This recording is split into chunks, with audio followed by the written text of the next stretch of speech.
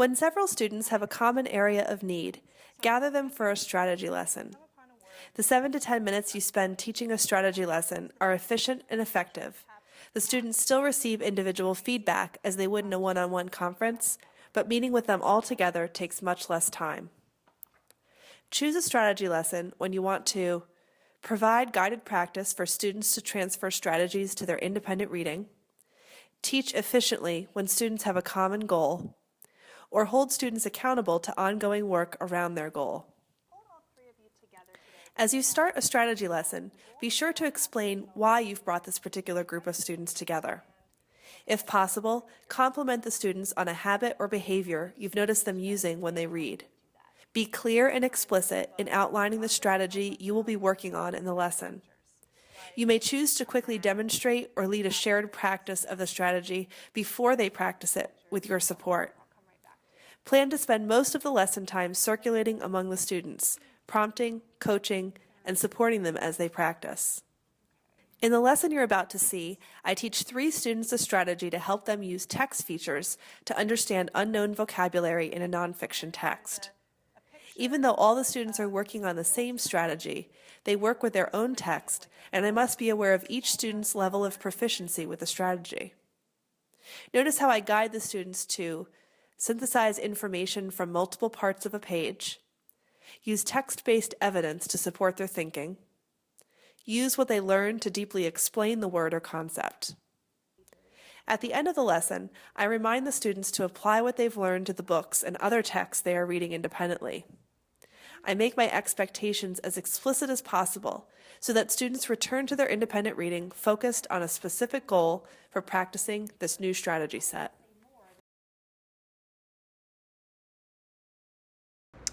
All right, I pulled all 3 of you together today because the goal that you all have for yourselves as readers is to try to really understand the vocabulary words that you're coming upon in your books. And I wanted to teach you a new strategy today to help you to do that. Sometimes in a book, the author will help us out by giving us text features like a map, captions, photographs, and sometimes these text features can help us to understand the word when it's not explained right there in the text. Like I was reading this book, the Exxon Valdez oil spill, and it says here, the ship had grounded on Bligh Reef, not far from Bligh Island. I know what a reef is, I know what an island is, in Alaska's Prince William Sound. I know the word sound means like noises, but I didn't know what it meant here. So I looked to the map, and I see here that there's a picture of this little tiny, almost reminds me of like a gulf, like a small amount of water in here. So here I'm thinking sound is like a small enclosed part of water. And that makes sense with what's happening in the text. So that's what you're going to try today. When you come upon a word that's unfamiliar to you, I want you to use the text features, the pictures, the captions, the maps, the graphs, the timelines, whatever you see, to try to help you figure out what that word is. All right, let's open up your books. And I'll come around and help each one of you as you read.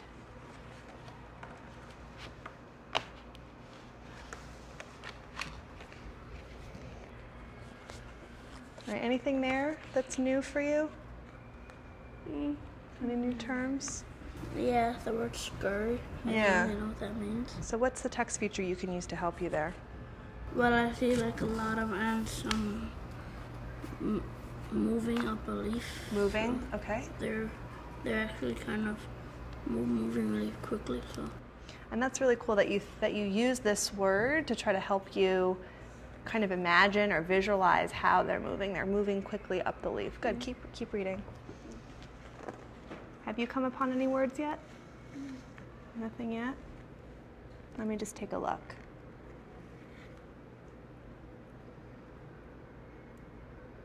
Can you explain what this word means? Satellite. It's a piece. Well, it's something in the solar system, and actually, I don't know that. Oh, okay. Yeah. I think sometimes that'll happen. You'll come to a word and you'll say, I kind of know a little bit about it, but I want you to know a lot about it to be able to explain it. So can you read a little bit here and then look and see if these text features help you, and I'll come right back to you. Okay. Have you found any words? Yeah. I found epicenter. Okay, and what do you think that word means? I think it means like where it starts, like where the earthquake starts. And is there anything on the page that might help you? Any text features? Well, it does say it in bold, so I think that there might be like a glossary that we Okay. can look back to. Let's check.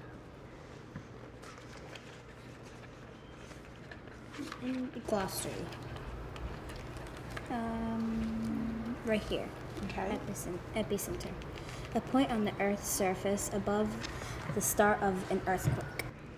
Okay, so go back to the text and now say, what do you think that word means?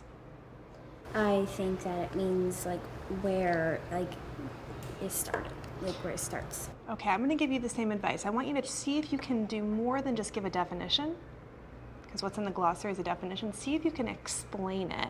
And I'm going to clue you in to look over here at this map. And then look here at this photograph. See if that helps you at all. Did we find another one? Mm-hmm. What word did you find? I found one, but I just finished passing it, so. Okay, let's turn back.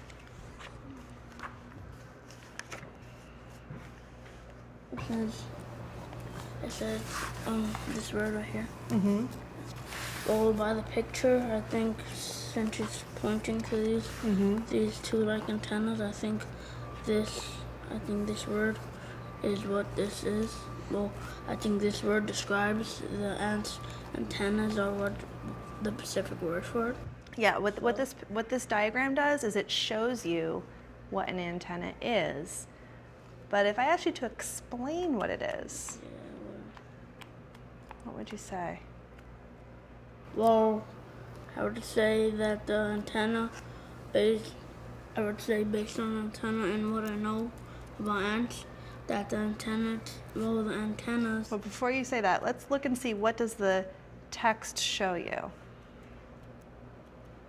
You could say antenna are. There are things that might help them see, or might help them know what things are. Okay, so that tells you that in the text. When I'm asking you to describe it, what I mean is just kind of use the picture to say more than what the text says. Like, there's two things that stick out of the ant's head. They're long and they're pointy. They have little hairs on them, right? So it doesn't say that, but I can see that. And now that I see that, I can describe it. Let's try that with another one of these terms on this page. Using that diagram, see if you can explain what that word means. All right, can we go back to that word I left you with before? A satellite is a robot in space that helps take pictures and explore space, like planets. Okay, and is there anything in the text features that help you to explain that? Actually, I just remembered what the word meant. You remembered it? I want you to look at the diagram here. I think that's a rover. What do you think that is? A rover? Is that the same thing as a satellite? How do you know? Because it says Sputnik was the first space satellite over here. Oh, so where's the text feature that's going to help you? The picture.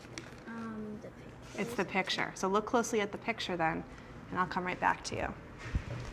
Okay, let's go back to that word epicenter. Is there anything in that map that helps you? Yeah. Okay. So right here in the map, it shows like the Mexico coast, and then right here it says an X and it shows the epicenter. Okay. So I think that's where still where it begins, and then I think that's what causes the earthquake to happen. Okay, and if I said an epicenter could you finish that sentence to tell me more about it? An epicenter can cause a very big earthquake. Use the map to tell me more about epicenters. Epicenters can happen either in water, land, or in any land. So what did you just do to tell me that? I explained the setting on where it could happen. So what you just did that was great was you gave me more details because you looked at the information that the map is giving you. You can do that whenever you're trying to explain the meaning of a word, is really look closely at those text features, okay? All right, let me pull you all three back together. So what we just practiced together today was using the text features, the maps, the photographs, the illustrations, the diagrams, to use those to really explain what words mean, not just give a quick definition. And a lot of times what that meant was that you're going to look closely at that text feature and probably say more than what the author even says in the text. The author's telling you things through visual information, and it's your job as a reader to be able to take that in and understand it to explain what those words mean. Okay? So you can use this strategy together with the other strategies that you know to help you understand the vocabulary in your books. Okay? Thanks, guys.